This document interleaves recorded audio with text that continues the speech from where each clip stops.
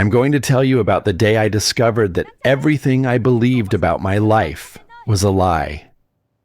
Standing in that dusty barn loft 3,000 miles from the only world I'd ever known, holding letters my dead mother had written to a daughter she'd never meet, I understood something fundamental about loneliness.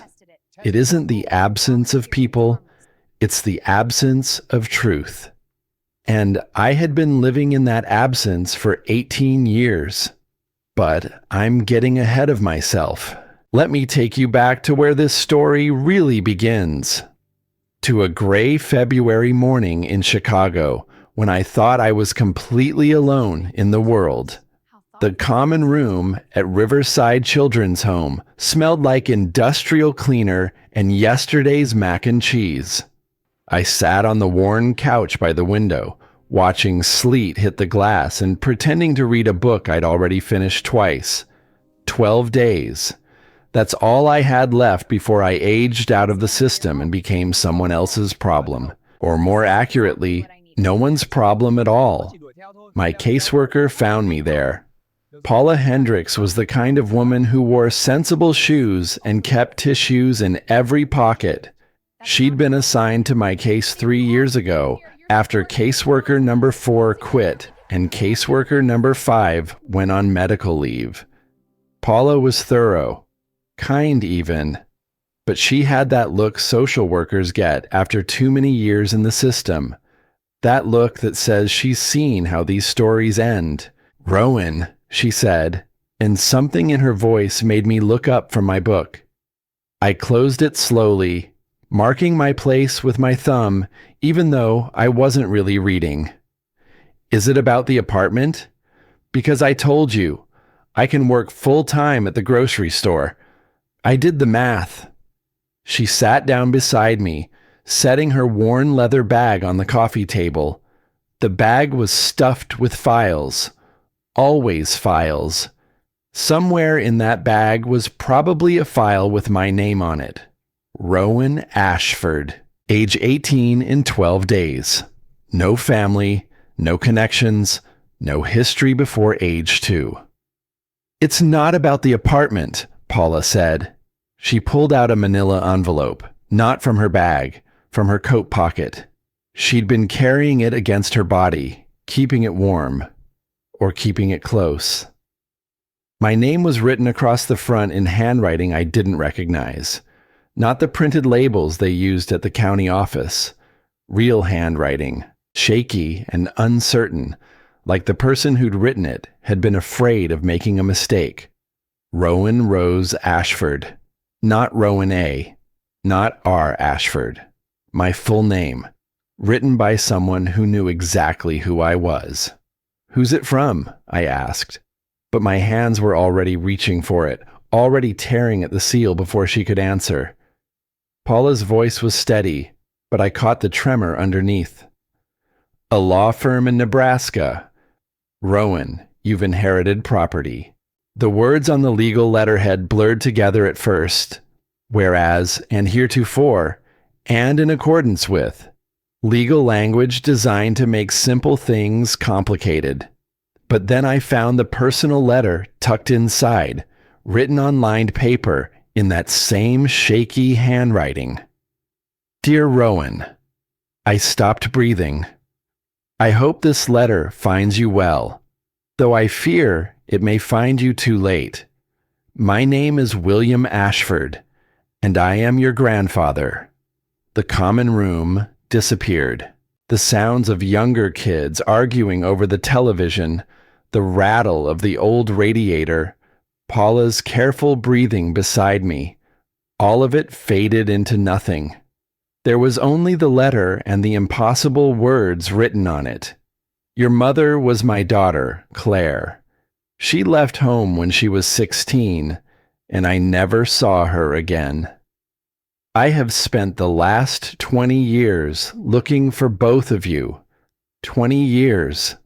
I hired private investigators. I posted on every website I could find. I searched hospital records and birth certificates in every state. I never stopped hoping that someday I would find my daughter and meet the granddaughter I'd never known existed. 4 months ago, I finally found a record of your birth. And I learned that Claire died when you were 2 years old. The paper trembled in my hands. Paula put a hand on my shoulder, but I barely felt it.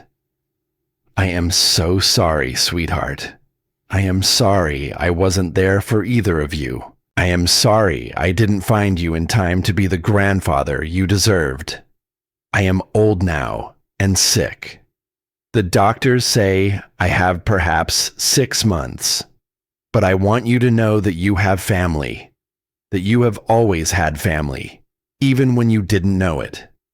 I am leaving you my farm in Millbrook, Nebraska. 40 acres and a house that was home to your mother once. I hope it might be home to you too. There are conditions, of course. The lawyers insisted.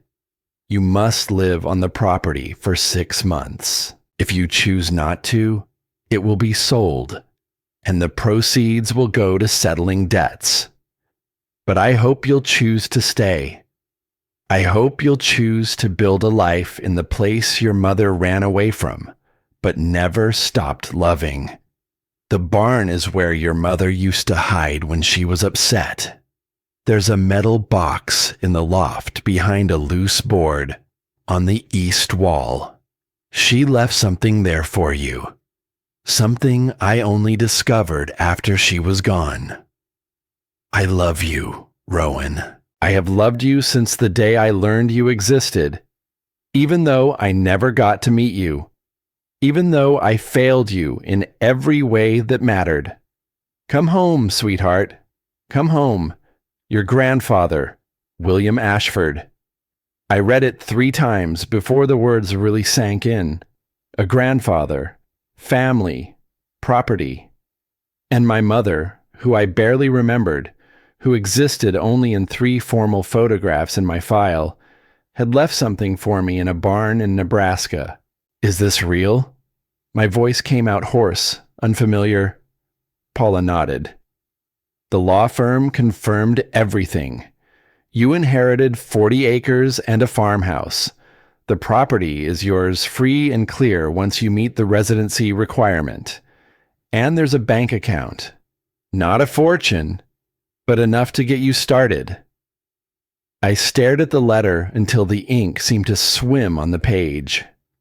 My whole life, they'd told me I had no family, that I was alone in the world. The story was always the same. Teenage mother, no father listed on the birth certificate, no relatives who came forward when she died. I was a ward of the state with no connections, no roots, no past worth mentioning. But it had been a lie. Not intentional, maybe. Paula was already pulling out files, showing me documentation, explaining how these things happen, how records get lost, how the system fails, how sometimes people fall through cracks that shouldn't exist.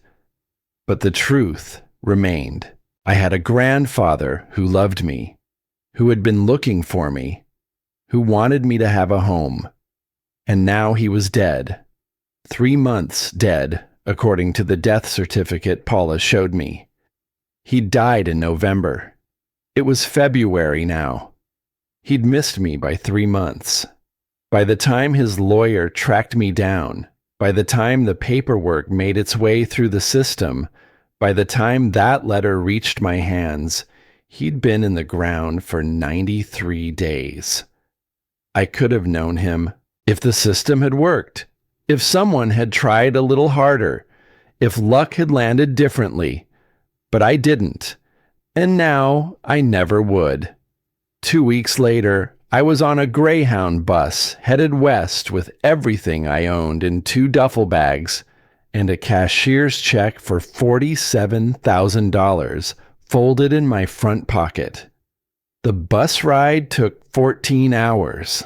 14 hours of flat highways and rest stops that all looked the same, of watching the landscape change from city to suburb to farmland that stretched empty and endless in every direction. I spent most of it staring out the window, trying to imagine what my new life would look like. I'd never lived anywhere but Chicago, never seen a real farm except in movies, never been responsible for more than keeping my small room at Riverside clean and getting myself to school on time. Now I was going to be a landowner, a property owner, someone with roots. The thought terrified me. Millbrook, Nebraska turned out to be the kind of town that existed mostly as a spot on the map between larger places. Population 812, according to the faded sign at the town limit. The bus dropped me at a gas station on the edge of what passed for a downtown. One main street, a diner, a feed store, a post office. Not much else. I stood there with my bags, watching the bus pull away, and wondered what the hell I'd just done. The address the lawyer had given me was 5 miles out of town. 5 miles down a gravel road that wound through fields of winter wheat, brown and dormant under a sky so big it made my chest ache. I'd grown up surrounded by buildings, by concrete, by the comfortable press of humanity on all sides. This was different. This was space, silence, the kind of emptiness that made you feel small and significant all at once. I couldn't afford a taxi. I checked. So I started walking, one duffel over each shoulder, my breath forming clouds in the cold February air. I'd made it maybe half a mile when a pickup truck slowed beside me. The woman driving had gray hair pulled back in a bun and eyes the color of faded denim. She looked at me like she'd been expecting me, like she'd known I would be walking down this road at exactly this moment. "You must be Rowan Ashford," she said. I stopped walking. "How did you know?" "You look like Claire." Her voice was soft, gentle, sad in a way I didn't understand yet. "I'm Margot Bellamy. I was your grandfather's neighbor, his friend." She got out and helped me load my bags into the truck bed without asking if I needed help. We drove the rest of the way in silence. I kept stealing glances at her, trying to read the expression on her face. She'd known my mother. She'd known my grandfather. She knew things about my family that I'd never know now. And there was something in the way she gripped the steering wheel, something in the set of her jaw, like she was carrying a weight she'd been carrying for a very long time. The farmhouse appeared around a bend in the road. It was smaller than I'd imagined. A simple 2-story white house with a wrap-around porch and black shutters. The paint was peeling in places. The porch sagged slightly on one side. The whole place looked tired, like it had been holding its breath for too long. Behind the house, about 100 yards back, stood a barn. Red paint faded to rust in places. The kind of barn you see in paintings, in photographs, in every idealized version of rural America. "He kept it up as best he could," Margot said, following my gaze. "But he was sick for a long time. There's work to be done, but the bones are good." She helped me carry my bags to the front door. The key the lawyer had sent me turned smoothly in the lock, like it had been oiled recently. The inside of the house was clean. Not just clean, spotless. Someone had swept the floors, dusted the furniture. The kitchen smelled like lemon cleaner. And on the old Formica table sat a casserole dish covered in foil with a note on top. "Welcome home, dear. Heat at 350 for 30 minutes. There's fresh milk in the fridge and bread in the box. You're not alone anymore. M.B." I turned to Margot. She was standing in the doorway, watching me with those sad, knowing eyes. "You did this," I said. Will asked me to keep an eye on the place. After he got too sick to manage it himself, he knew you were coming. He'd been preparing. But he died 3 months ago. I know. Her voice was barely a whisper. I've been keeping it ready, just in case, just hoping. She showed me through the house quickly, pointing out which rooms were which, how to work the ancient furnace, where to find the circuit breaker. But I was only half listening, because there were photographs everywhere. My grandfather as a young man, lean and sunburned, standing in front of this same barn.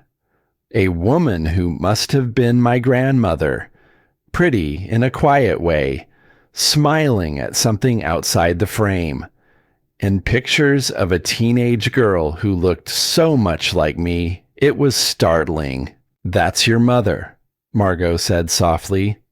Claire, she was beautiful, just like you. I picked up one of the photos, my mother at maybe 16, sitting on the porch steps, laughing.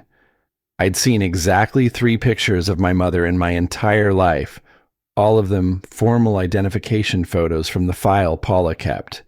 Serious face, neutral expression, no context. This girl looked happy, alive, like she'd never known what was coming. What was she like? The question came out rougher than I'd intended. Margot sat down heavily in one of the armchairs. Spirited, independent. She and Will butted heads constantly when she was a teenager. He was old-fashioned, set in his ways. She wanted to see the world.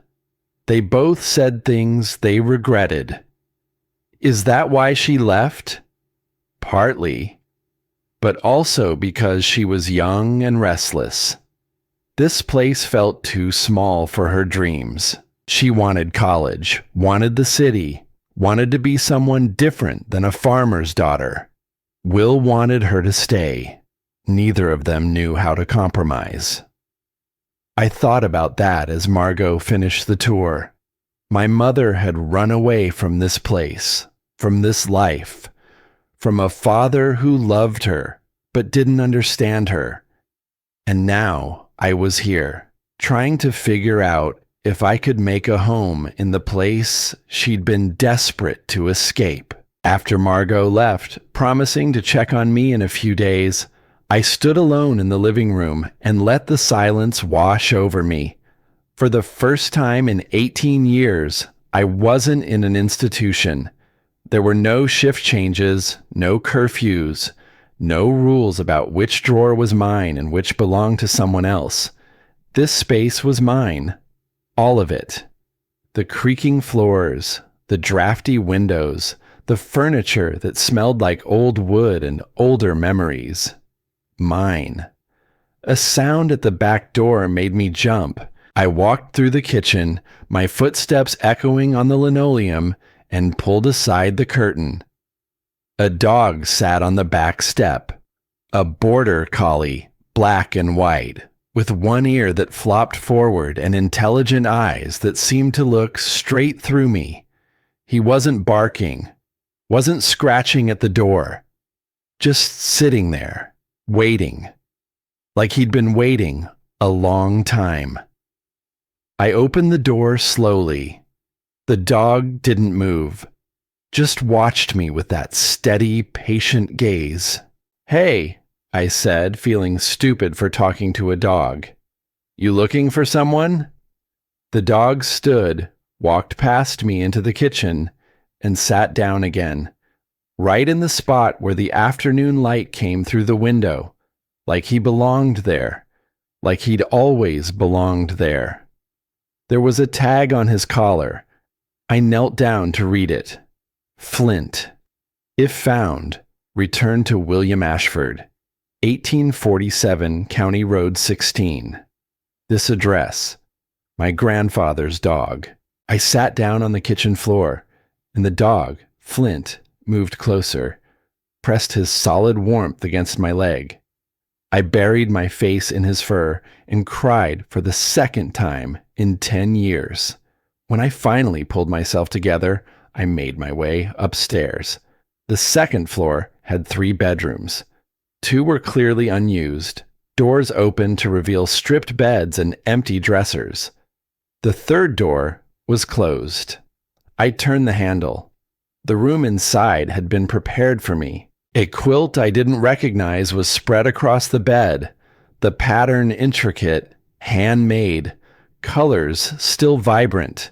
Fresh curtains hung at the window. A vase of dried lavender sat on the dresser, filling the room with a scent that was somehow both foreign and familiar. And on the pillow was another note. "This was your mother's room. I thought you might want it. I changed the curtains and the bedding. Everything else is hers. The books on the shelf, the jewelry box, the posters on the wall. It's all waiting for you, just like we were. Welcome home, Rowan. Your grandfather loved you very much." I sat on the bed, and it was like falling backward through time. The walls still had posters from the 90s, Nirvana, Pearl Jam, a movie poster for the Breakfast Club, a bulletin board covered in ticket stubs and photographs and notes written in teenage handwriting. The bookshelf held worn paperbacks, Anne of Green Gables, The Outsiders, Slaughterhouse-Five. This was where my mother had slept, had dreamed, had planned her escape, and now it was mine. Flint padded into the room and lay down at the foot of the bed with a sigh, like he'd finally found what he'd been looking for. I lay back on the quilt, staring at the ceiling, and tried to process everything that had happened in the last 2 weeks. But my mind kept circling back to one thing: the barn. My grandfather's letter had said my mother left something there, in a metal box behind a loose board in the loft. I looked out the window. The barn stood silhouetted against the sunset, shadows stretching long across the frozen ground. I should wait until morning, unpack, eat the casserole Margot had left, try to sleep in this strange bed, in this strange house, in this strange life. But I'd been waiting 18 years. I could wait one more day. But I didn't want to. I made my way downstairs, pulled on my coat, and walked across the yard. Flint followed without being asked, his paws crunching on the frost-stiffened grass. The barn door was heavy but well-oiled. It swung open smoothly, revealing a space that was bigger than it looked from the outside. Empty stalls lined one wall. Farm equipment I couldn't name sat gathering dust. And at the far end, a wooden ladder led up to the loft. I climbed slowly, testing each rung. The loft was full of hay bales and old furniture, boxes of things my grandfather had saved for reasons I'd never know. But the east wall was clear, the boards rough and unfinished. I pulled out my phone and used the flashlight to search. It took me almost 10 minutes to find it. A board that looked like all the others, but shifted when I pressed on it. Behind it was a space maybe a foot deep, and in that space was a metal lockbox, roughly the size of a shoebox, covered in dust. I pulled it out carefully and sat down on a hay bale. Flint settled beside me, his presence warm and steady in the growing dark. The box wasn't locked. I opened it slowly. Inside were letters, dozens of them, written in handwriting that was young and looping and uncertain, the kind of handwriting you have when you're still figuring out who you are. The first one was dated 18 years ago, 6 months before I was born. "Dear future daughter," it began. I don't know if I'll ever have a daughter. I don't even know if I'll have any children at all. But if I do, if you're reading this someday, I want you to know some things about me, about this place, about the choices I'm about to make. My name is Claire Ashford, and I'm 17 years old. In 2 days, I'm leaving home. Not because I don't love my father, but because I feel like I'm suffocating here. I sat in that dusty barn loft as the last light faded from the sky, reading my mother's words, and understood that I hadn't just inherited property. I'd inherited a story. And like all the best stories, this one was going to break my heart before it put me back together again. I spent that entire first night in the barn loft reading my mother's letters by the light of my phone. Flint stayed with me the whole time, pressed against my leg like he understood that I needed something solid to anchor me while the past rose up and rewrote everything I thought I knew about myself. There were 18 letters in total.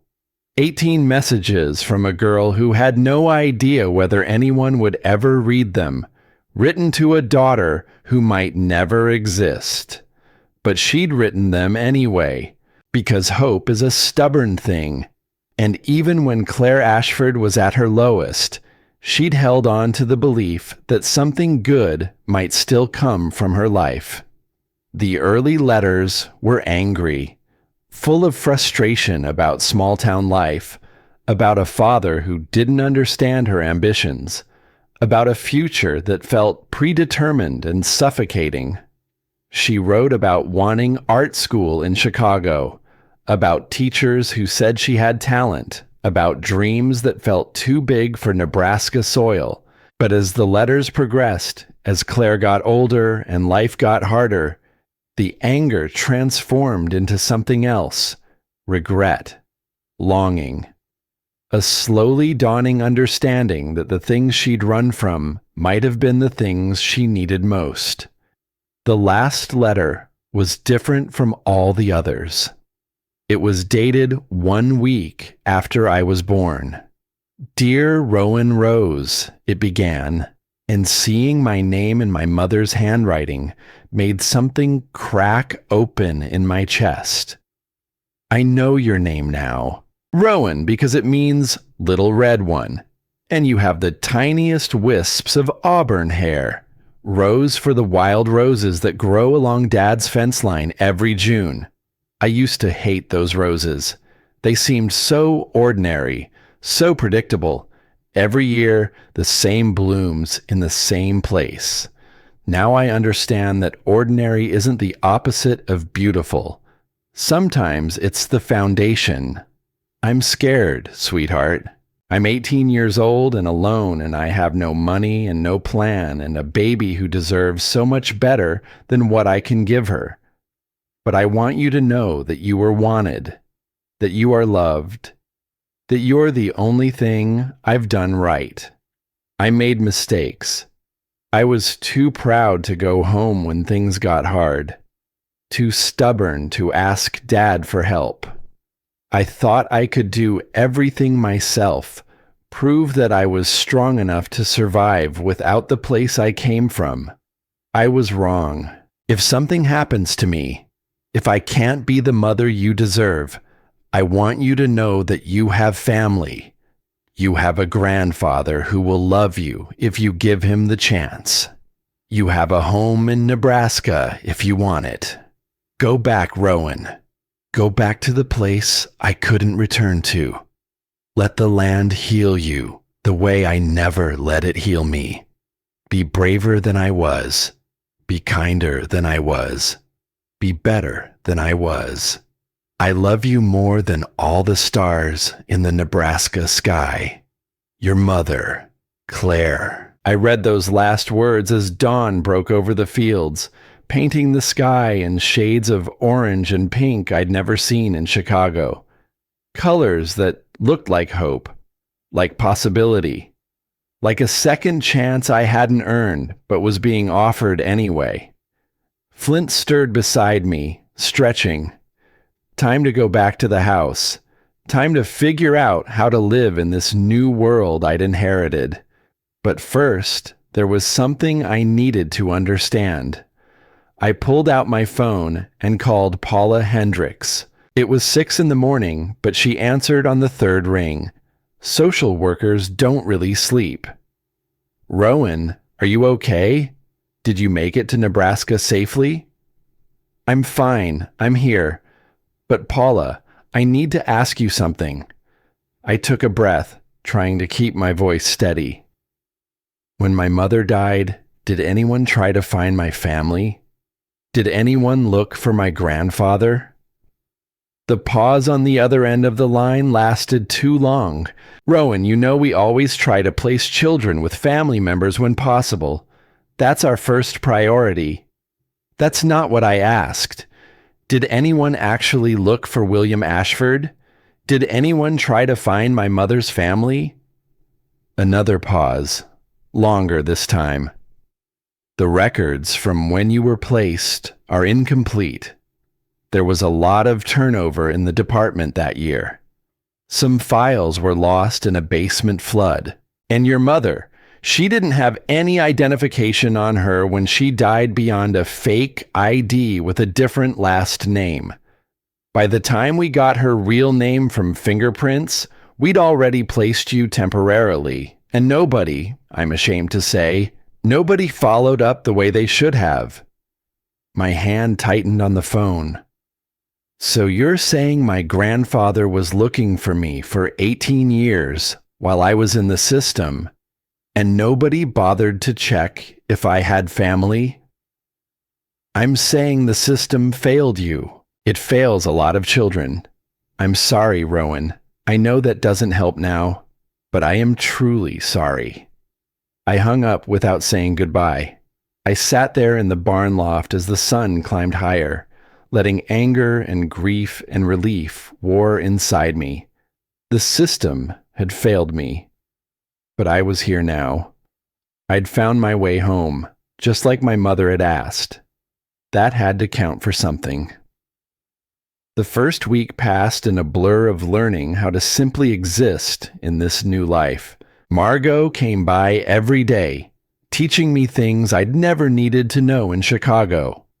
How to coax heat from the temperamental furnace, how to read the well pump's pressure gauge, how to collect eggs from the 5 chickens that lived in a coop behind the barn, how to tell if the bread Ruth Calloway brought over was still fresh or had started to turn.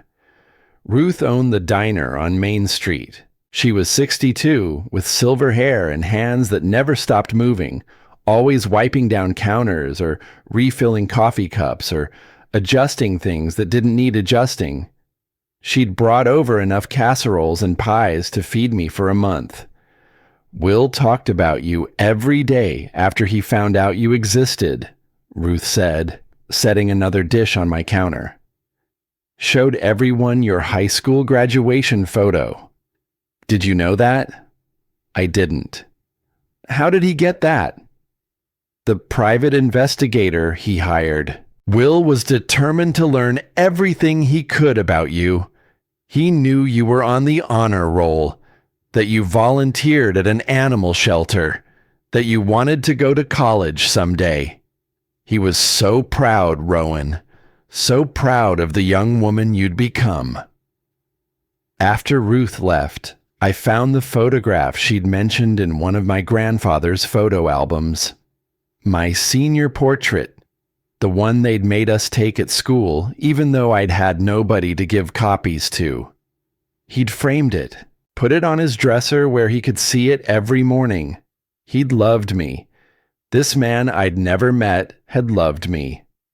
On my 8th day in Millbrook, Margot drove me into town to meet people and get oriented.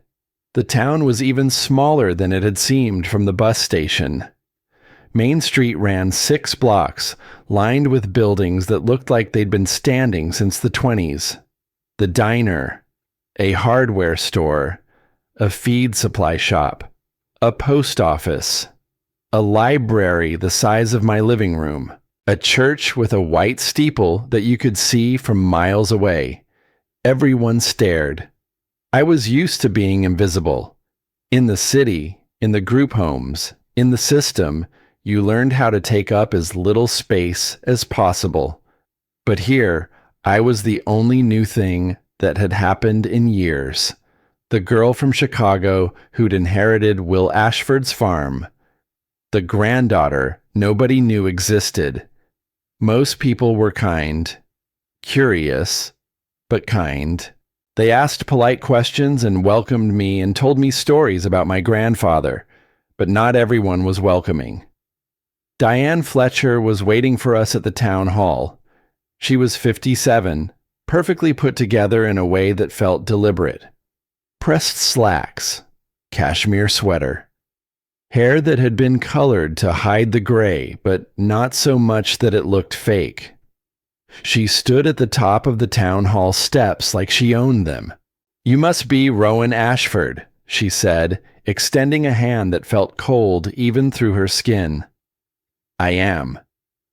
"Diane Fletcher. I'm the president of the town council. I wanted to introduce myself and let you know that if you need anything at all, you can come to me." Her smile didn't reach her eyes. "We take care of our own in Millbrook." There was something in the way she said "our own" that made it clear she didn't consider me part of that category yet. "Thank you," I said, because I didn't know what else to say. "I heard you're planning to stay the full 6 months to meet the inheritance requirements. That's ambitious. Farming isn't easy, especially for someone with no experience." She glanced at Margot. "Even with help." "I'm a fast learner." "I'm sure you are." Diane looked me up and down, assessing. "But winter in Nebraska is different than winter in Chicago. And spring planting is only a few weeks away. You'll need to know what you're doing if you want to make anything of that land." "I'll figure it out." "Will we see you at the community dinner Friday night? It would be good for people to get to know you. See that you're serious about being part of this town." It wasn't really a question, it was a test. "I'll be there," I said. Diane smiled that empty smile again and walked away, her heels clicking on the sidewalk. "Don't let her get to you," Margot said quietly. "Diane's protective of this town. She's suspicious of outsiders." "I'm not an outsider. This was my mother's home." Margot's expression shifted. Something complicated and sad passed across her face. To Diane, if you weren't born here and didn't stay here, you're an outsider. She'll come around. Eventually. But I wasn't sure I believed that. That afternoon, I met the man who would change everything. I was at the hardware store trying to figure out which kind of nails I needed to fix the loose boards on the porch when someone spoke behind me. "You want the galvanized deck screws. Nails will work loose again by fall." I turned. The man standing there was maybe 30, with dark hair that needed cutting and work-worn hands. He wore a flannel shirt with the sleeves rolled up despite the cold, and there was sawdust caught in the fabric. "Deck screws," I repeated. "Okay, thank you. You're Rowan Ashford." It wasn't a question. News travels fast. Small town. We don't get many new people. He held out a hand. "Holden Graves. I'm the agricultural extension agent for the county. Your grandfather and I worked together on soil conservation projects." His handshake was firm, calloused, the kind of hands that knew real work. "I didn't know my grandfather," I said. "I only found out he existed 2 weeks ago." Something like sympathy crossed Holden's face. I heard, "I'm sorry. Will was a good man. He talked about you constantly after he found you. He had plans, things he wanted to teach you, show you. He was just waiting for the right time. He ran out of time." "Yeah." Holden shifted, uncomfortable with the weight of grief between us. Look, I know you're probably overwhelmed right now. New place, new life, farming to figure out. If you need help with anything, crop planning, equipment, soil testing, that's literally my job. No charge. County pays me to help small farms succeed. Why would you help me? The question came out sharper than I'd intended, but I'd learned young that nobody helps you for free. There's always an angle, always a cost that comes due eventually. Holden didn't seem offended. Because it's my job, because Will was my friend, and because 40 acres of good farmland going to waste would be a shame when it could feed people. I don't know anything about farming. Yet. You don't know anything yet. He grabbed a box of the galvanized screws and handed them to me. But you can learn, if you want to. I took the box. I want to. Then I'll come by next week. We'll walk the property, talk about what makes sense to plant this spring. Sound good? It sounded terrifying, but I nodded anyway. That night, I couldn't sleep. I kept thinking about Holden's offer, about Diane's veiled threats, about my mother's letters and my grandfather's photographs and all the ways this place was both exactly what I needed and absolutely nothing I was prepared for. Around midnight, I gave up on sleep and went back to the barn. Flint followed me, his presence steady and reassuring in the dark. I climbed up to the loft and sat where I'd sat that first night, surrounded by hay and dust and the smell of old wood. I needed to think, to process, to figure out what I was really doing here. But Flint had other ideas. He walked to the far corner of the loft and started scratching at the floor, not the aimless scratching of a bored dog. Deliberate, insistent.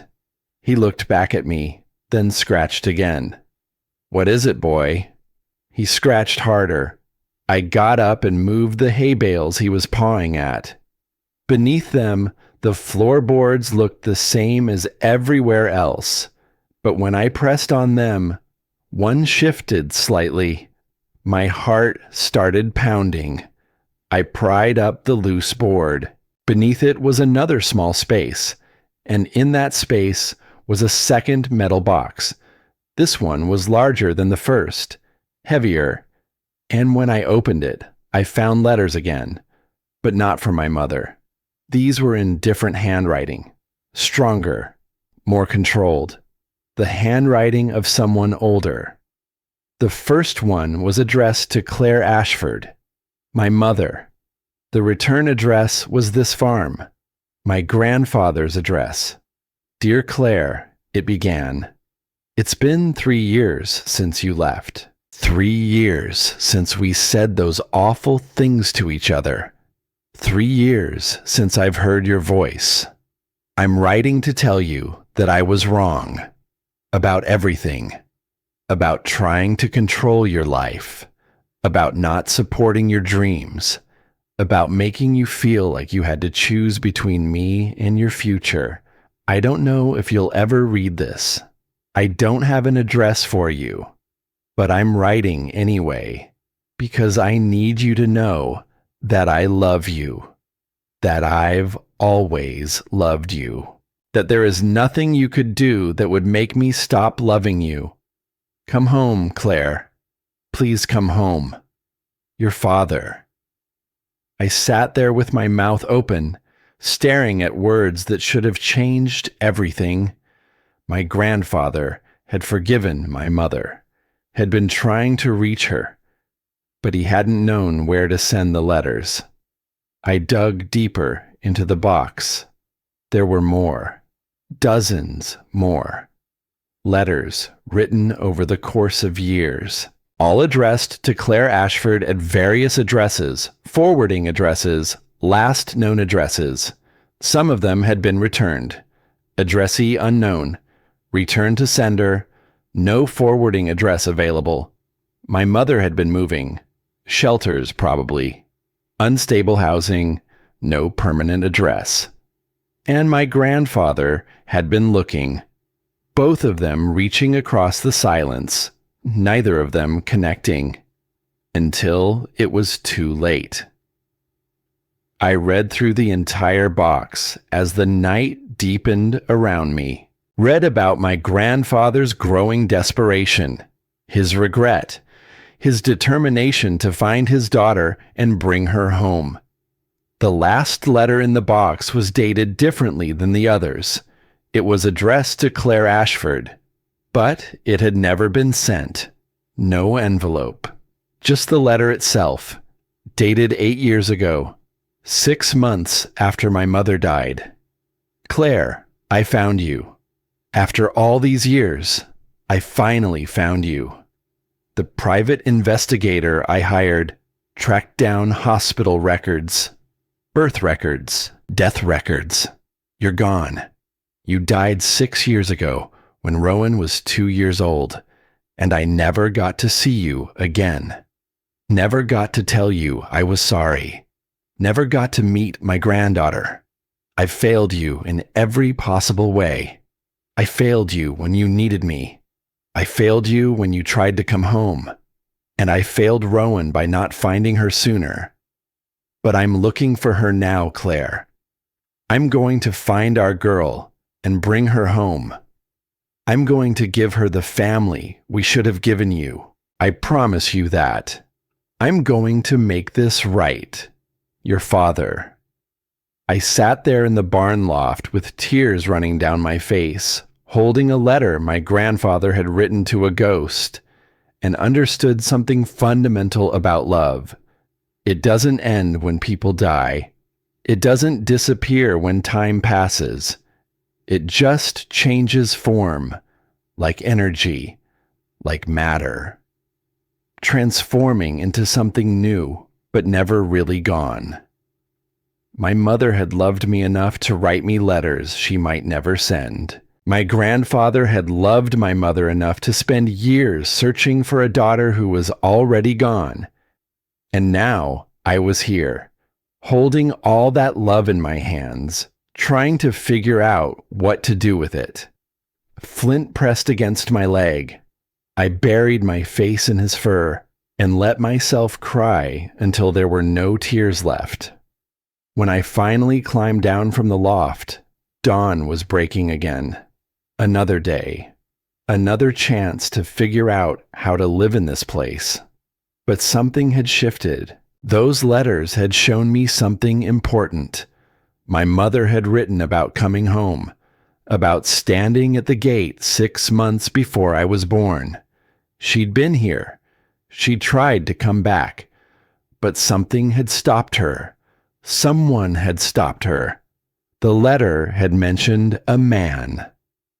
Garrett something, my mother had written. A man who'd told her my grandfather didn't want to see her, who'd convinced her she wasn't welcome. Who was Garrett? And why had he lied to my mother? I went back to the house and made coffee with the ancient percolator on the stove. While it brewed, I pulled out my phone and Googled Garrett and Millbrook, Nebraska. One result stood out. Garrett Whitmore, local developer, owner of Whitmore Properties, LLC, current president of the Millbrook Business Association. I clicked through to his company website, professional photos, testimonials, a list of properties developed, and there, in the About Us section, a paragraph about his history in Millbrook. Garrett Whitmore has deep roots in our community. His family has been part of Millbrook's growth and development for over 30 years. He's committed to sustainable development that honors our agricultural heritage while building our economic future. 30 years. That meant he'd been here when my mother came home, when she'd stood at that gate looking for forgiveness and found a lie instead. I needed to know more. Margot came by around 9 with fresh bread and butter. I met her at the door with my phone in my hand and questions burning in my throat. Who is Garrett Whitmore? Margot's face went pale. The bread slipped from her hands. I caught it before it hit the ground. Where did you hear that name? Her voice was barely a whisper. In my mother's letters. She wrote about trying to come home when she was pregnant. She said a man named Garrett told her my grandfather didn't want to see her. Was that Garrett Whitmore? Margot sat down heavily at the kitchen table. For a long moment she didn't speak, just stared at her hands, twisted together in her lap. Yes, she finally said. That was Garrett. Why would he lie to my mother? Because he wanted this farm. Margot's voice was flat, dead. Will was going to sell him 40 acres for development. Houses, a little subdivision. Garrett had already lined up investors, but then Will got sick and changed his mind. Said he wanted to leave the land intact, pass it on to family if he could find any. So Garrett lied to my mother to keep her from coming home, to keep my grandfather from leaving the farm to her. Yes, I sat down across from Margot, my hands shaking. And you knew? You knew this whole time? I suspected, but I didn't know for sure until Will started investigating after he found out Claire had died. He hired a private investigator to track down what had happened.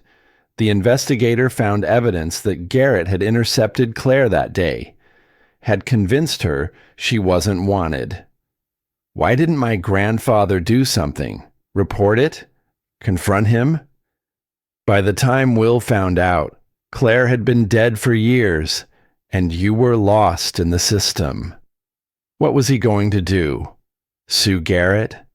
That wouldn't bring Claire back. It wouldn't find you. Will focused his energy on the search, on trying to make things right the only way he could. I stood up, pacing. Where is Garrett Whitmore now? Rowan, don't. Where is he? Margot closed her eyes. He owns the development company in town. His office is on Main Street. But Rowan, you need to understand something. Garrett is powerful here. He's on the town council. He has connections. If you go after him, you'll be going after someone who can make your life very difficult. I don't care. You should. You're trying to build a life here. You need this community. Don't make enemies before you've made friends.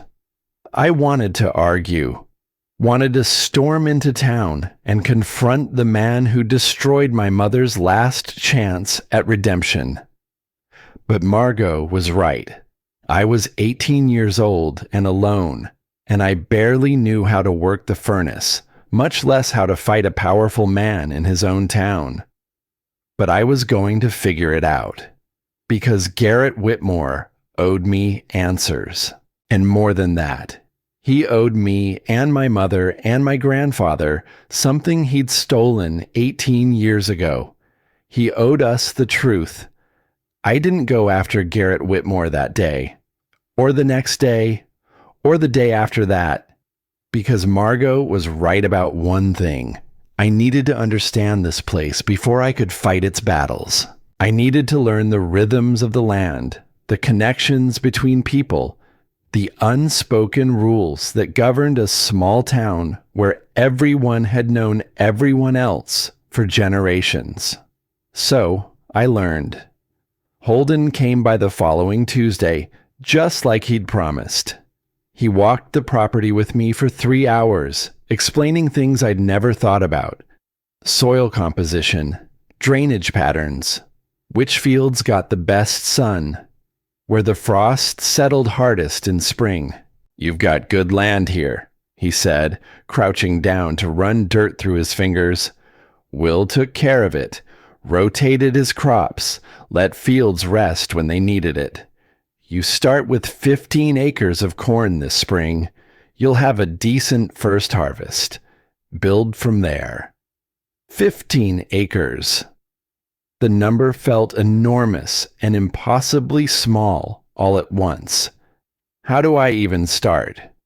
With help. You can't do this alone, Rowan. Nobody can. Farming is a community thing. Has been forever. He stood, brushing dirt from his hands. I'll help you plan it out, but for the actual planning, you're going to need to hire someone. There's a guy in town, Tyler Brooks, works for several of the farms around here. Good with equipment, reliable, reasonable rates. I'll call him. Good. Holden pulled a notebook from his pocket and started sketching. Here's what I'm thinking. Corn in these 3 fields. They've got the best drainage. Leave this section fallow this year. Let it recover. And this little patch near the house, you might want to try a vegetable garden. Something manageable. Tomatoes, beans, squash. Stuff you can eat or sell at the farmer's market if you get ambitious. I watched him draw, his hands steady and sure. There was something comforting about his certainty, like he could see a future here that I couldn't see yet. Can I ask you something? I said. Sure. Did you know my mother? His hand stilled on the page. No, she was gone before my family moved here. But I heard stories. Small towns, you know. People remember. What did they say about her? Holden closed the notebook and looked at me directly. That she was smart, that she was talented, that she wanted more than Millbrook could give her, and that Will never stopped grieving her, even before he knew she was dead.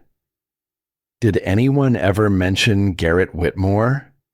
The change in Holden's expression was subtle but unmistakable, a tightening around his eyes, a careful neutrality settling over his features. What about Garrett? He was here when my mother came home, when she tried to come home. I found letters. I think he's the reason she left again. Holden was quiet for a long moment. Garrett Whitmore is a complicated man. He's done a lot for this town. Brought in businesses, created jobs.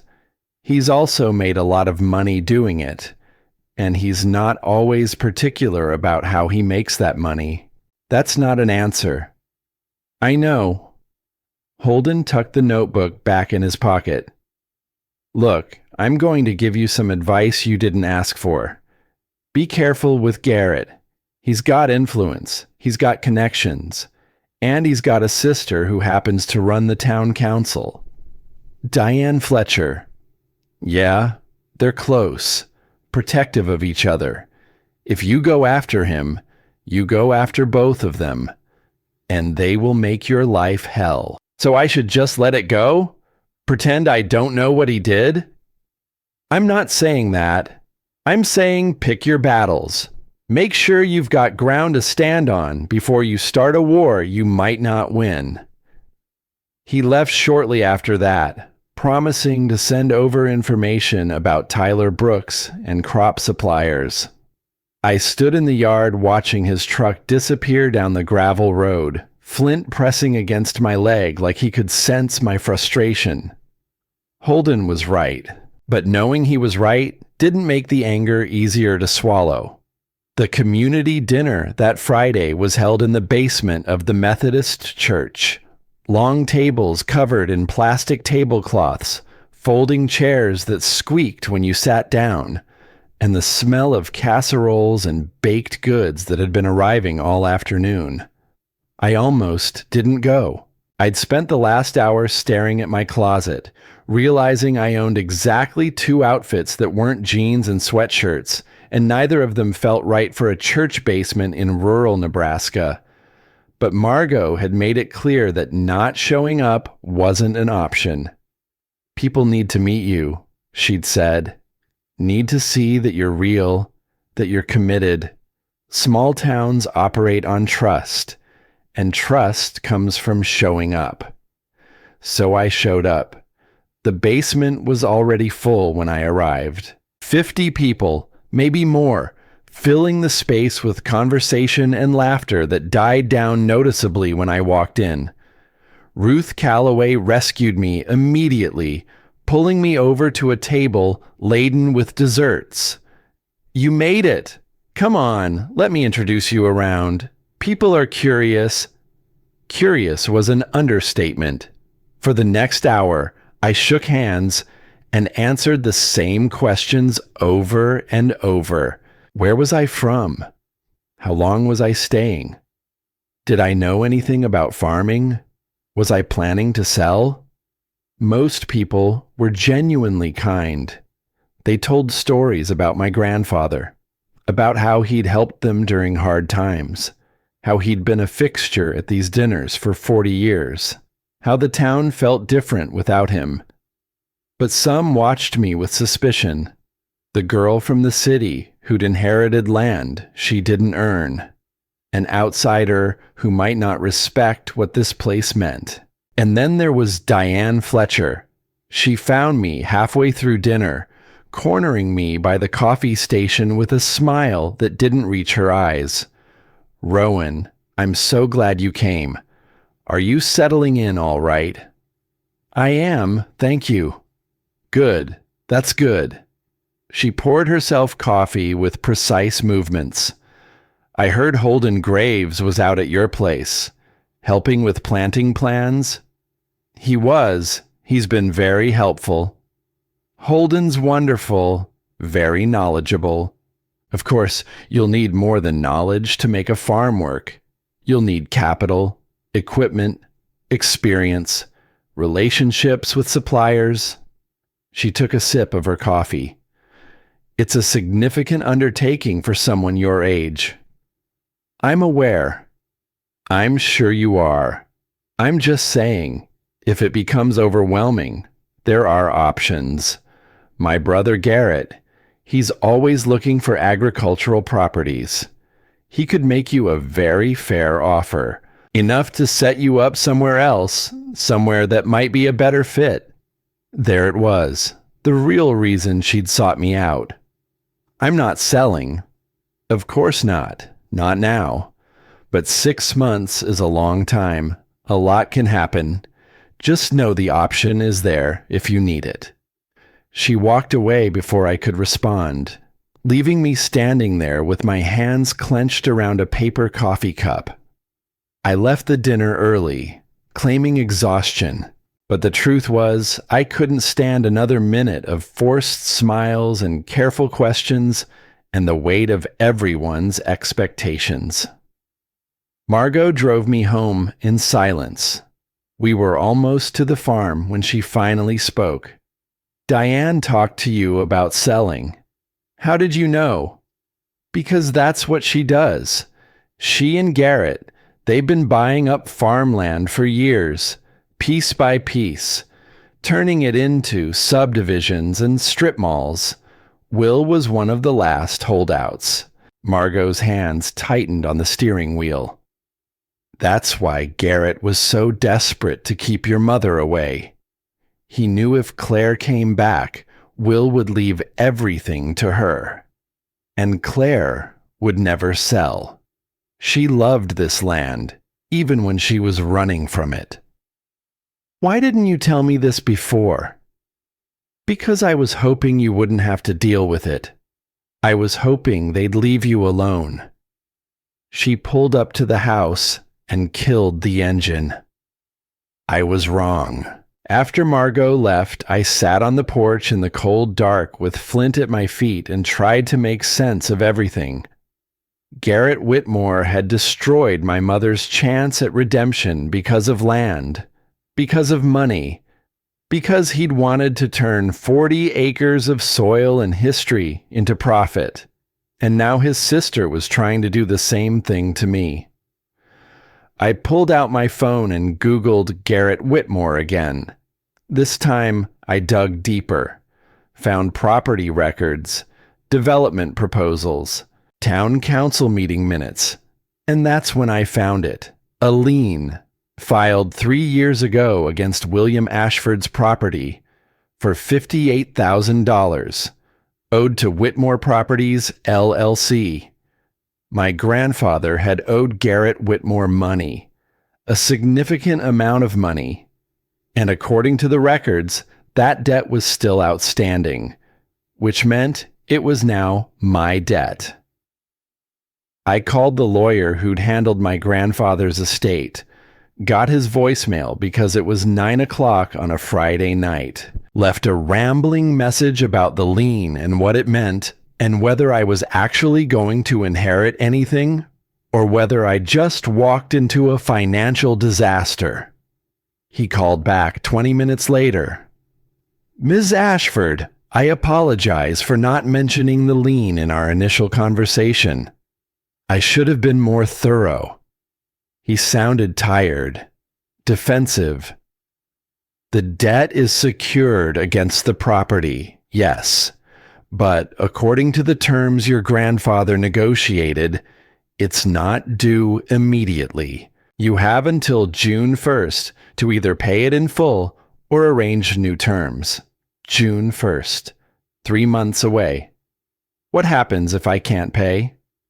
Then Mr. Whitmore can foreclose, take possession of the property to satisfy the debt.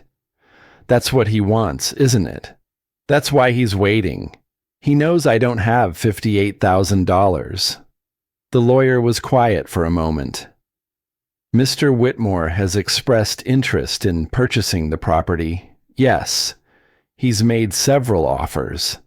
Your grandfather refused them all. Because Garrett lied to my mother. Because he destroyed our family." "I don't know anything about that, Ms. Ashford. I only know what's in the legal documents." After we hung up, I sat there staring at my phone and feeling the trap close around me. Garrett had orchestrated this perfectly. He'd loaned my grandfather money, knowing Will was sick and unlikely to be able to pay it back. He'd waited, patient, and now he had me exactly where he wanted me. A teenage girl with no money, no experience, and no way to pay a debt that would give him legal claim to the land he'd wanted all along. I should have been terrified. Should have been calculating how quickly I could pack my bags and get back to Chicago before this all fell apart. But instead, I felt something else. Anger. Pure and clean and clarifying. Garrett Whitmore had taken my mother from me, had stolen the years I could have had with my grandfather, had manipulated and lied and destroyed my family for money. I wasn't going to let him win. The next morning, I called Tyler Brooks and hired him to help me plant 15 acres of corn. Tyler was 22, stocky and sunburned, with hands that looked like they'd never been soft. He showed up Monday morning with a tractor and planting equipment and a patience for my ignorance that felt almost saintly. "You ever driven a tractor before?" he asked. "No. Ever planted anything?" "Window box tomatoes once. They died." He grinned. "Well, this is basically the same thing, just bigger, and if you mess it up, you lose thousands of dollars instead of $15 at Home Depot." "That's not comforting. Wasn't meant to be. Come on, I'll teach you." For 3 days, we worked from dawn until dark. Tyler taught me how to prepare the soil, how to calibrate the planter, how to drive straight lines across the field, even when every muscle in my body was screaming to stop. Holden came by twice, checking on our progress, offering advice. Margot brought lunch every day, sandwiches and thermoses of soup and cookies that Tyler ate by the handful. By Wednesday afternoon, we'd planted all 15 acres. I stood at the edge of the field, looking at the neat rows of turned earth, and felt something shift in my chest. This was real. I'd actually done something, taken the first step toward making this place mine. "Not bad for a city kid," Tyler said, wiping sweat from his forehead. Will would have been proud. You knew my grandfather. Everyone knew Will. He helped my dad out when I was a kid, loaned him equipment, gave him advice, never asked for anything in return. That's how people were supposed to be, you know? Neighbors helping neighbors. Tyler coiled up a length of hose. Heard you've got trouble with Garrett Whitmore. I tensed. News travels fast. Small town, and Garrett's not exactly subtle about what he wants. But here's the thing. Most people around here don't much care for how he operates. He's powerful, yeah, but he's not well liked. You stand up to him, you might be surprised who stands with you. Or I might end up fighting alone, maybe. But you won't know unless you try. After Tyler left, I went back to the barn. I'd been avoiding it since finding my grandfather's letters, but I needed to think, and the loft was where everything had started to make sense. Flint followed me up the ladder and settled into his usual spot while I sat on a hay bale and tried to figure out my next move. I had 3 months to come up with $58,000. Even if the corn harvest was successful, which was far from guaranteed, it wouldn't generate that kind of money. Not in time. I could try to get a loan, but I had no credit history, no collateral beyond the property that was already encumbered. No bank would take that risk. I could sell, take Garrett's offer, and walk away. Use the money to go to college, start over somewhere else. But that felt like giving him exactly what he wanted, like validating every lie he'd told, every person he'd hurt. There had to be another option. Flint suddenly lifted his head, ears perked. He was staring at the far corner of the loft, the same corner where he'd led me to the second metal box. "What is it, boy?" He got up and walked over to the spot, started pawing at the floor again, but we'd already found that box. There was nothing else there, unless there was. I moved the hay bales and pried up the floorboard again. The space underneath was empty now, but when I shined my phone's flashlight into it, I noticed something I'd missed before. The space was deeper than I'd thought, and at the very back, barely visible, was something else. I reached in, my arm stretched to its full length, and my fingers closed around paper.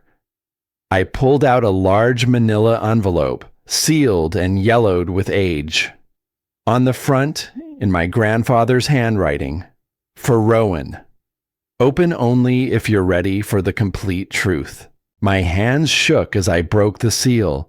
Inside was a stack of documents, legal papers, photographs, and a letter in my grandfather's handwriting dated 6 months before he died. "Dear Rowan," it began, "if you're reading this, you found your mother's letters. You've learned about Garrett Whitmore and what he did to Claire. And you probably have questions about why I didn't do more to stop him. The truth is complicated and painful, but you deserve to know all of it. When Claire came home 18 years ago, I didn't know she was there. Garrett intercepted her at the gate and told her I'd said I never wanted to see her again. She believed him because I'd said terrible things to her when she left. Things I'd spent 3 years regretting. I didn't find out she'd been here until years later, after she died. After I'd spent a fortune on private investigators trying to track her down. One of those investigators talked to people in town, gathered evidence. He proved that Garrett had lied to Claire. But by then, what could I do? Claire was gone. You were lost in the system, and I was old and sick and running out of time. So I made a different choice. I let Garrett think he'd won. I took out a loan from him, secured against the property, $58,000. He thought I needed it for medical bills. Really, I needed it to fund the search for you. That loan is due 6 months after my death. He structured it that way deliberately. He assumed you'd inherit the property, you'd be unable to pay, and he'd finally get what he'd wanted all along. But I've left you something he doesn't know about. I kept a record of everything. Every conversation I had with that private investigator, every piece of evidence proving Garrett lied to Claire, witness statements from people who saw him turn her away, documentation of his lies. It's all in this envelope. I also recorded my final conversation with Garrett. 2 months before I died, I confronted him, told him I knew what he'd done, told him that if he tried to take this farm from you, I'd make sure everyone in town knew the truth about what kind of man he really was. He laughed at me, Rowan. He said I had no proof, that I was a dying old man making up stories. But I was recording the conversation, and he confessed all of it. He admitted to lying to Claire, admitted he'd done it to get the land, admitted he was waiting for me to die so he could finally claim what he thought was his. That recording is in this envelope too, on a USB drive. Here's what I need you to understand. Garrett Whitmore is not a good man, but he's also not stupid. He knows how small towns work. He knows that reputation matters. He's built his entire business on being seen as a pillar of the community. If you expose him, if you make that recording public, you'll destroy him, his business, his standing, everything he's built. But you'll also make an enemy who will never stop trying to hurt you. So the choice is yours, sweetheart. You can use this evidence to cancel the debt, force him to walk away, or you can let it go. Sell the farm, take his money, start over somewhere else. I won't judge either choice. I just want you to have the option, the power, the truth. Whatever you decide, know that I loved you, that I'm proud of you, that you were worth every dollar I spent, every hour I searched, every moment I had left. This land is yours now. But more than that, the choice is yours. Use it well. Your grandfather, William Ashford. I sat there in the barn loft with tears streaming down my face, holding evidence that could destroy Garrett Whitmore. My grandfather had done this, had documented everything, had trapped Garrett in his own words, had given me a weapon I didn't know I needed. I pulled out the USB drive and turned it over in my hands. Such a small thing, but it contained everything. I should have felt relieved, victorious. This was exactly what I needed to save the farm. But instead, I felt something else, something darker. Because using this recording wouldn't just save the farm, it would destroy a man, would tear apart relationships, would shock a community that had trusted him for decades. Was I ready for that? Ready to be the person who brought that kind of devastation? I looked at Flint. He looked back at me with those steady, knowing eyes. What would you do, boy? He tilted his head, considering. Then he stood and walked to the ladder, looked back at me, and waited. Time to go. Time to decide. I climbed down from the loft with the envelope clutched against my chest and walked back to the house as storm clouds gathered on the horizon. Spring in Nebraska, I was learning, was a season of violence, of sudden storms that came out of nowhere and changed everything in minutes. I was about to create my own storm, and I had no idea if I'd survive it. I didn't sleep that night. I sat at my grandfather's desk with the USB drive in front of me and my laptop open, listening to Garrett Whitmore's voice confess to destroying my family. The recording was 23 minutes long.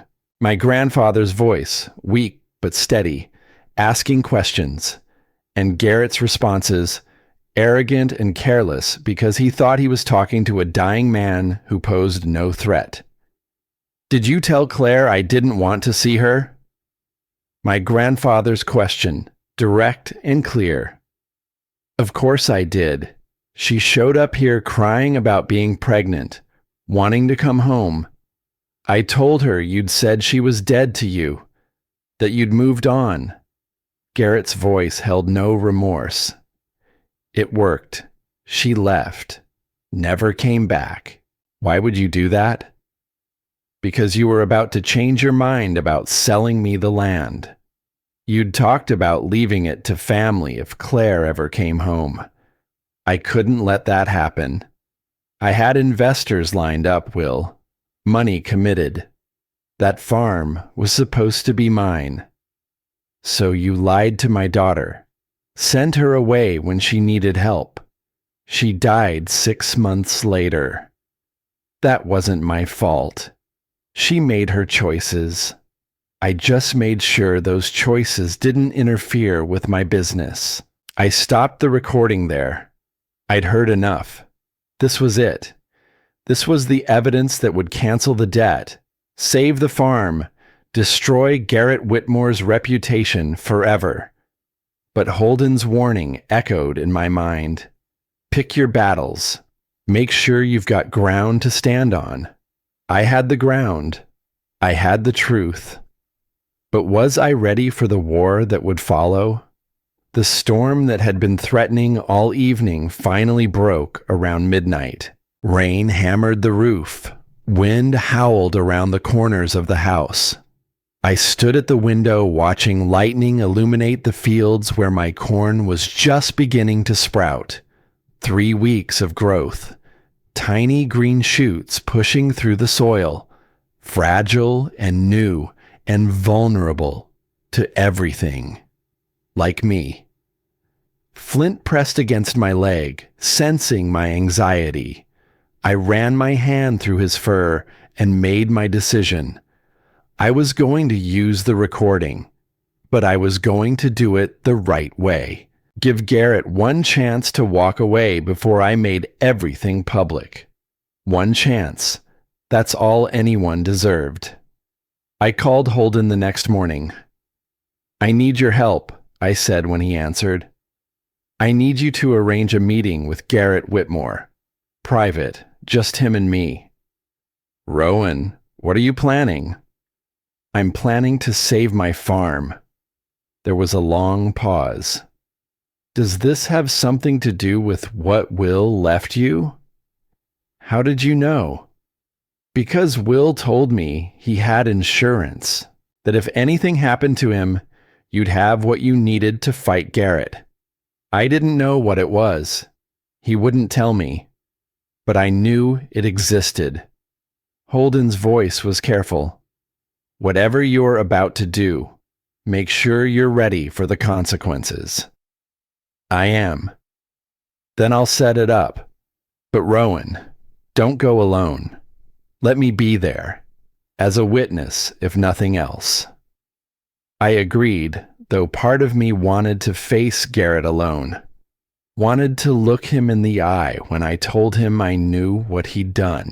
The meeting was set for Friday afternoon. Garrett's office on Main Street. Holden would meet me there. I spent the intervening days preparing, making copies of the documents, uploading the recording to multiple cloud services, writing out exactly what I wanted to say. But I also spent time on the farm, checking on the corn, feeding the chickens, walking the property line with Flint. Because no matter what happened in that meeting, this place was mine. This land, this house, this life I was building. And I needed to remember what I was fighting for. Margot came by Thursday evening with a pot of stew and a worried expression. "I heard you're meeting with Garrett tomorrow. News travels fast. It's a small town, Rowan, and people are watching, choosing sides. She set the pot on the stove. What are you going to do? I'm going to tell him I know what he did to my mother, and I'm going to give him a choice. Cancel the debt and walk away, or I make the truth public. Margot sat down heavily. He won't go quietly. I don't expect him to. And Diane, she'll fight for him. She always has. I know. Margot looked at me with something like admiration in her eyes. You're braver than your mother. Claire ran when things got hard. You're standing and fighting. I'm terrified. Brave people usually are. That's what makes it brave. Friday afternoon arrived too quickly, and not quickly enough. I dressed carefully. Jeans and boots because I refused to pretend to be something I wasn't, but a clean shirt, hair pulled back, my grandfather's watch on my wrist. Holden was waiting outside Garrett's office when I arrived. He looked grim. You sure about this? No, but I'm doing it anyway. That's my girl. He opened the door. Let's go. Garrett Whitmore's office was exactly what I'd expected. Expensive furniture, plaques and awards covering the walls, photographs of him shaking hands with politicians and businessmen, everything designed to project success and power. Garrett himself was behind a massive desk, looking at me with an expression that was part amusement, part irritation. He was 55, but looked older. The kind of aging that comes from stress and anger carried too long. His eyes were hard, calculating. Ms. Ashford, I was surprised to get your request for a meeting. I assumed you'd be coming to me eventually, but I expected it to be closer to June when the debt comes due. He gestured to the chairs across from his desk. Please, sit. I remained standing. Holden positioned himself by the door. I'm not here to negotiate paying the debt, I said. No? Then why are you here? I'm here to tell you that I know what you did. I know you lied to my mother 18 years ago. I know you turned her away when she came home looking for forgiveness. I know she died believing her father hated her because of your lies. Garrett's expression didn't change. That's quite an accusation. Do you have any proof?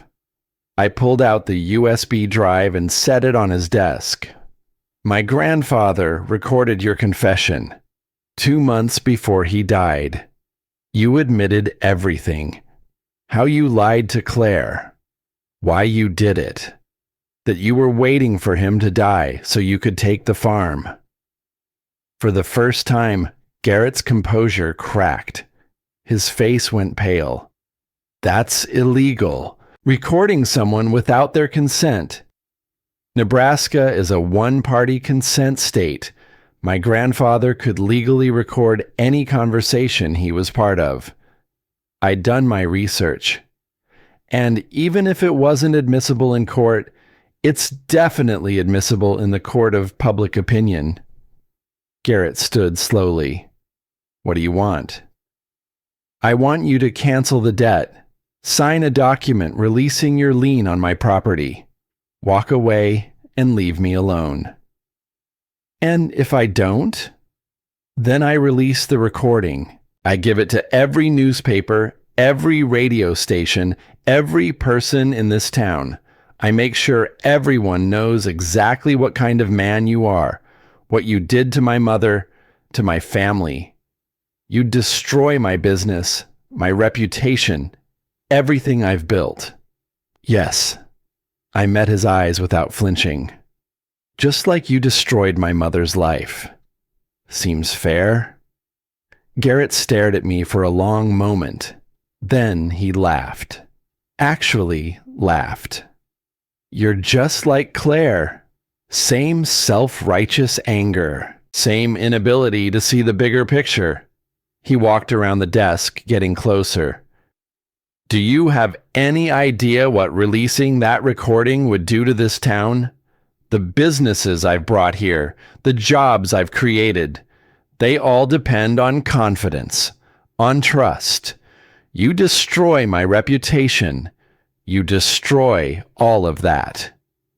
You should have thought about that before you lied to my mother. Your mother made her own choices. I just gave her information. You gave her lies. I gave her what the situation required. He was close enough now that I could smell his cologne. Expensive, cloying. Here's what you need to understand, little girl. I am not going to cancel that debt. I am not going to walk away from land I've been planning to develop for a decade, and if you release that recording, I will destroy you. You can try. I don't try. I succeed. He turned to Holden. You're really going to let her do this? Let her tear this community apart? Holden pushed off from the door. That community includes Rowan now, and I'm going to stand with her. Then you're a fool.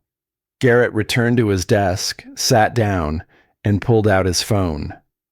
Diane, can you come to my office, please? We have a situation. 5 minutes later, Diane Fletcher walked in. She took one look at the scene, at the USB drive on Garrett's desk, at my face, and understood immediately. Oh, Rowan, what have you done? I'm standing up to your brother, for my mother, for my grandfather, for every person he's lied to and manipulated. Diane's expression was pained. You don't understand what you're doing. Garrett's not perfect, but he's done so much good for this town.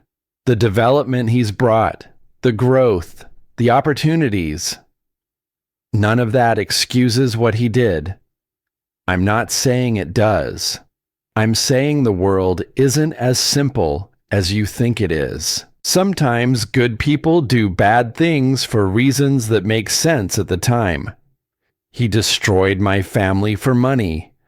There's no version of that makes sense. Diane looked at her brother. Something passed between them. A conversation without words.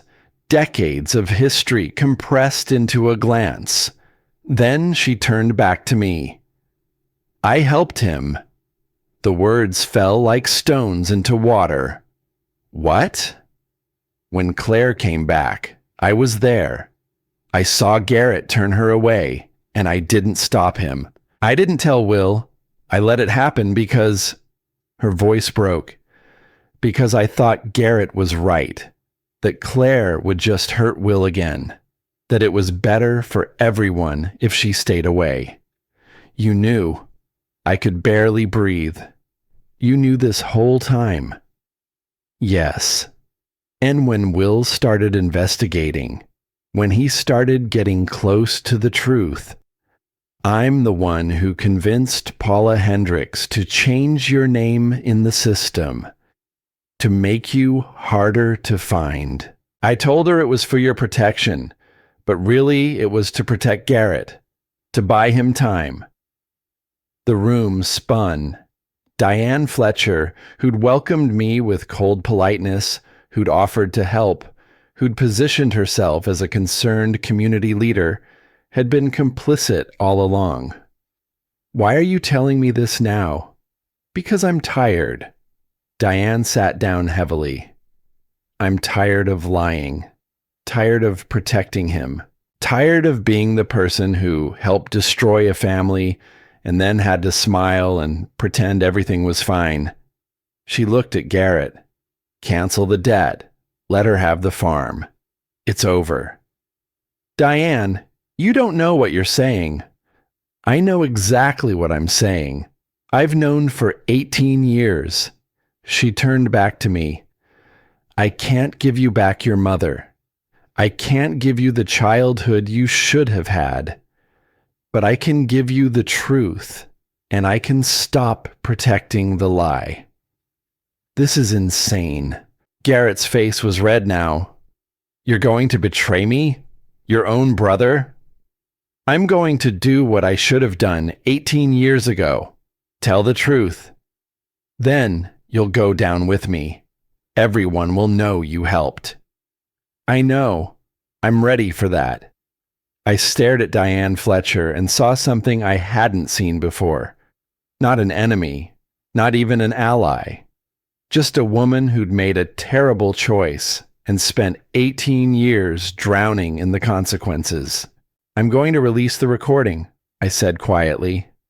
Not to destroy you, but because people deserve to know the truth. What you do with that truth is up to you. Garrett slammed his hand on the desk. You're making a huge mistake. No, you made the mistake 18 years ago. I'm just making sure you finally pay for it. I picked up the USB drive and walked toward the door. Holden followed. Behind us, I heard Diane say, "Let her go, Garrett. It's over." And then we were outside in the spring sunshine, and I was shaking so hard I could barely stand. Holden steadied me. You okay? No, but I will be. What now? Now I call a town meeting. Let everyone hear what Garrett did. Let them decide what kind of man they want leading their community. That's going to get ugly. I know. I looked back at the office building, but ugly truth is better than pretty lies. That night, I sat on my porch with Flint and watched the sun set over my fields. Tomorrow, I would release the recording. Tomorrow, the whole town would know what Garrett Whitmore had done. Tomorrow, everything would change. But tonight, I had this moment, this peace, this land that was finally, truly mine. And that was enough. The town meeting was scheduled for Sunday afternoon in the high school gymnasium, the only space in Millbrook large enough to hold everyone who wanted to come, and everyone wanted to come. By the time Holden and I arrived, the bleachers were packed. 300 people, maybe more. Farmers and shop owners and teachers and retirees. People who'd lived in Millbrook their whole lives, and people who'd moved here looking for something quieter than the cities they'd left behind.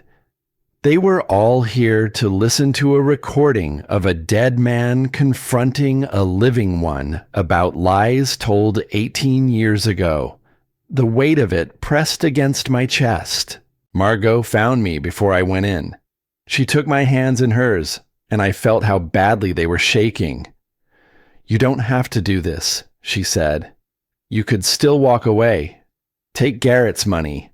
Start somewhere else. I can't. You know I can't. I know. But I had to offer. She squeezed my hands. Your mother would be proud of you. Your grandfather would be proud. And I'm proud. You barely know me. I know you better than you think. I've been watching you these past weeks. The way you care for the land. The way you push through fear. The way you stand up when it would be easier to sit down. I know you, Rowan, and I am proud to say that. Something in my chest loosened. Just a little, just enough to let me breathe. Pastor Richards called the meeting to order. He stood at the center of the gymnasium floor with a microphone, his face grave. We're here today because Rowan Ashford has information that affects our community. Information about events that happened 18 years ago, but still matter today. I've asked her to share what she's learned, and then we'll decide together how to move forward. He handed me the microphone. I'd prepared a speech, had written it out and practiced it and memorized every word. But standing there under the gymnasium lights with 300 pairs of eyes on me, all those carefully chosen words disappeared. So I told the truth, simply, directly. My name is Rowan Ashford. Most of you know that. What you might not know is that I spent my first 18 years in foster care because my mother died when I was 2 years old. I grew up believing I had no family, no one who wanted me, no place that was home. My voice echoed in the cavernous space. 3 months ago, I found out that was a lie. I had a grandfather who'd been looking for me for 18 years, who'd spent a fortune on private investigators, who never stopped believing he'd find me. I paused, gathering courage. But he found me too late. He died before we could meet. And that's because 18 years ago, someone in this town lied to my mother and destroyed any chance our family had of being whole. Murmurs rippled through the crowd. I saw Garrett standing near the back, his face like stone. Diane sat in the front row, her eyes red.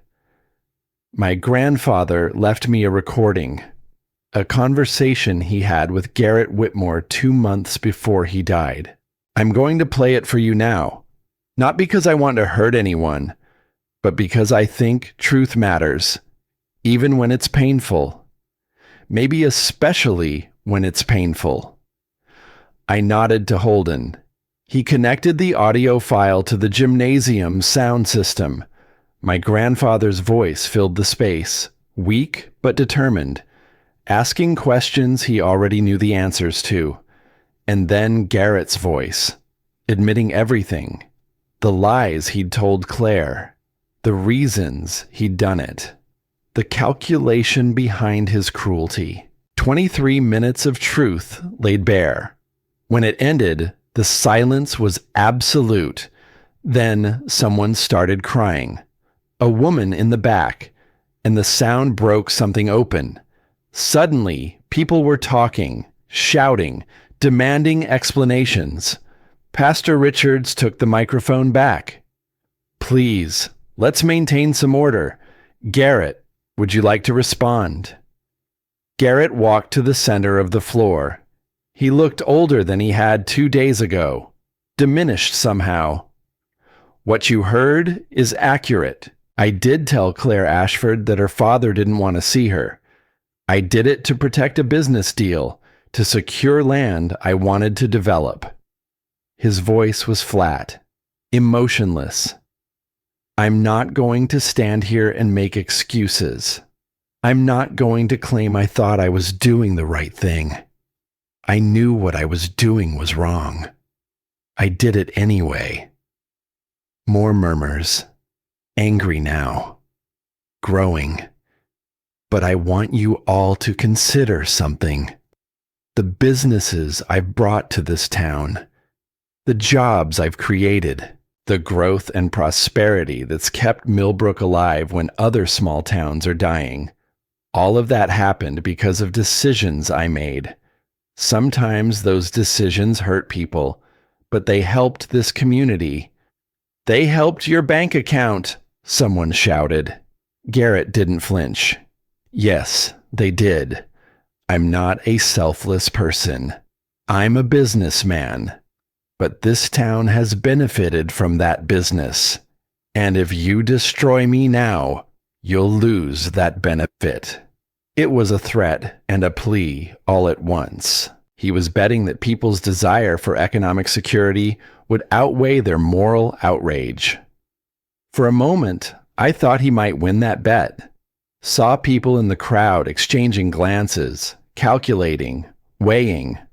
Then Bob Mitchell stood up. He was 72 years old, had farmed the land next to my grandfather's for 50 years. His hands were gnarled with arthritis, his face weathered by decades of sun and wind. Garrett Whitmore, you're a liar and a cheat. His voice carried despite his age. You didn't build this town. We built this town. Farmers and teachers and shop owners and people who work hard and treat each other decent. You just made money off our work. Bob, I'm not finished. Will Ashford was my friend, one of the best men I ever knew. And you destroyed his family for profit. There's no amount of economic development that makes that okay. No amount of jobs that excuses that kind of cruelty. Bob turned to face the crowd. I say we run him out. Make it clear that Millbrook doesn't want him or his business or his money. We'll survive without him. We always have. The gymnasium erupted, half the crowd standing and applauding. The other half shouting objections, talking about mortgages and businesses and all the ways Garrett had woven himself into the town's economic fabric. It was chaos. Then Diane Fletcher stood up. Please. Her voice was barely audible over the noise. Please listen. Pastor Richards got people quiet. Diane walked to the center, stood next to her brother. I need to confess something. I helped Garrett. I knew what he'd done to Claire, and I didn't tell anyone. When Will started investigating, I made it harder for him to find Rowan. I changed her name in the system. I protected my brother's lies for 18 years. Gasps. Genuine shock. Diane Fletcher had been on the town council for 20 years, had chaired committees, organized events, positioned herself as a community leader. I'm resigning from the council effective immediately. I'm also dissolving my share of partnership in Garrett's businesses. And I'm publicly apologizing to Rowan Ashford for the role I played in destroying her family. She turned to me, tears streaming down her face. I can't give you back what was taken, but I can stop protecting the people who took it. And I can spend whatever time I have left trying to make amends. The gymnasium fell silent. I'll help you, Diane said. With the farm, with learning this community, with anything you need. Not because it will earn forgiveness, but because it's the right thing to do. 18 years too late, but still the right thing. I stood there holding the microphone, not sure how to respond. Diane Fletcher had been complicit in my mother's death, had actively worked to keep me from my family. But she was also standing in front of 300 people admitting her guilt, sacrificing her reputation, her position, her relationship with her brother. That took a kind of courage I hadn't expected. Thank you, I said quietly. I accept your help. The meeting dissolved after that, people arguing, discussing, choosing sides. Some came up to me with support and stories about my grandfather. Others walked past without meeting my eyes, clearly conflicted. Garrett left without speaking to anyone. Diane stayed, accepting condemnation and questions with a dignity I had to respect. As I walked out of the gymnasium, Ruth Calloway intercepted me. That was brave, honey, and hard. You did the right thing. She paused. But you should know, not everyone's going to see it that way. Some people are going to resent you for disrupting things, for making them face ugly truths they'd rather ignore. I know. Good. As long as you know. She smiled. I'm on your side, for what it's worth, and I make a mean pie. You're going to need comfort food in the weeks ahead. She was right about that. The following weeks were difficult. The town split roughly down the middle. Half the people treating me like a hero for exposing corruption.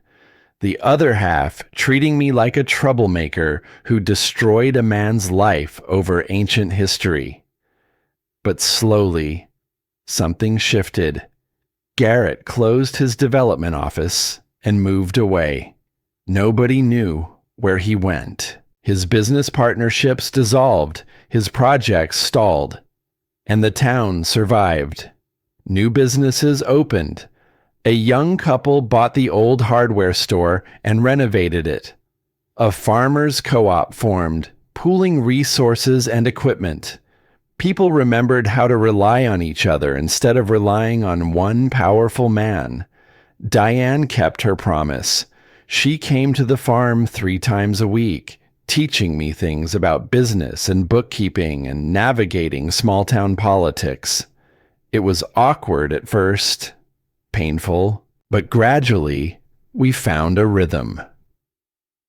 "Why are you really doing this?" I asked her one afternoon as we worked on my quarterly taxes. "Because I watched you stand up to my brother and realized I'd been a coward for 18 years. Because your mother deserved better, and your grandfather deserved better, and you deserve better." She looked up from the spreadsheet. "And because maybe, if I help you build something good here, it'll balance the scales just a little." "The scales don't balance, Diane. Not really." "I know, but I can try." May turned into June. The corn grew tall and green. The debt deadline came and went unchallenged. Garrett had apparently decided that fighting would only make things worse for him.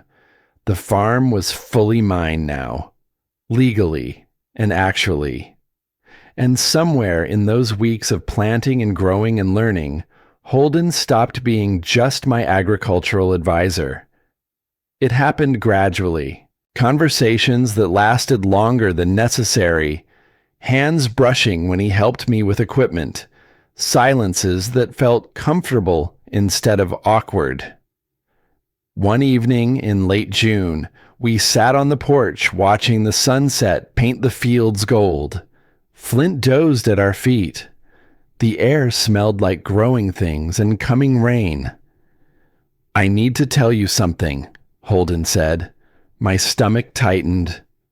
"Okay." "My wife, Sarah, she died 3 years ago. Car accident. Quick, but not quick enough that she didn't suffer. I sat with her in the hospital for 2 days, watching her slip away, and I promised myself I'd never feel that kind of pain again." "Holden, let me finish. I kept that promise for 3 years, kept everyone at arm's length, focused on work, convinced myself I was fine alone." He turned to look at me. "Then you showed up, 18 years old and fierce and absolutely terrifying in your determination to make this place work. And I realized I wasn't fine. I was just hiding. I'm still terrifying. Yes, but in a good way now." He smiled. "I don't know what this is between us. I don't know if you even want there to be something between us. But I needed you to know it. You've made me feel alive again. Made me believe that maybe risking my heart is worth it if the risk is you. I'd spent my whole life afraid to trust people, afraid to believe that anyone would stay. But sitting there with Holden, with the farm stretched out before us and Flint's warmth against my leg, I understood something my mother had written in her letters. Home isn't just a place. It's the people who choose to stay. "I want there to be something," I said. "I'm scared, but I want it. We can be scared together." "That sounds perfect." He kissed me as the sun dropped below the horizon, gentle and tentative and full of promise. 2 months later, Margot taught me how to make strawberry jam using berries from the bushes my grandmother had planted 40 years ago. We worked in the kitchen with the windows open, letting the summer breeze carry the sweet smell through the house. Margot moved with the ease of long practice, showing me how to test for the gel stage, how to seal the jars properly. "Your grandmother made this every June," she said. She'd give jars to everyone in town, said it was her way of sharing sunshine. I wish I'd known her. She would have loved you. She was fierce like you. didn't back down from what was right, even when it was hard. Margot poured jam into a sterilized jar. Will was the steady one, the practical one. But she was the fire that kept him burning. Like my mother. Yes, exactly like Claire. We worked in comfortable silence for a while. Then Margot said, "I want to tell you something. About the day Claire came home." I set down the spoon I was holding. "You don't have to." "I do, because you deserve to know all of it." She took a shaky breath. "I saw her at the gate, saw Garrett turn her away, and I stood at my kitchen window and did nothing. I told myself it wasn't my business, that Will and Claire needed to work things out themselves. But the truth is, I was afraid. My husband worked for Garrett. We needed the income, and I chose that security over doing the right thing." Margot, I've lived with that choice for 18 years, watched Will grieve, watched him search, knowing the whole time that if I'd just spoken up, if I'd just been brave, maybe everything would be different. She wiped tears from her face with the back of her hand. "I can't change what I did, but I can be brave now. I can stand with you the way I should have stood with your mother, if you'll let me." I put down my spoon and wrapped my arms around her. She stiffened in surprise, then melted into the embrace. "You're already standing with me," I said. "You've been standing with me since the day I arrived, and I forgive you for all of it. I don't deserve that.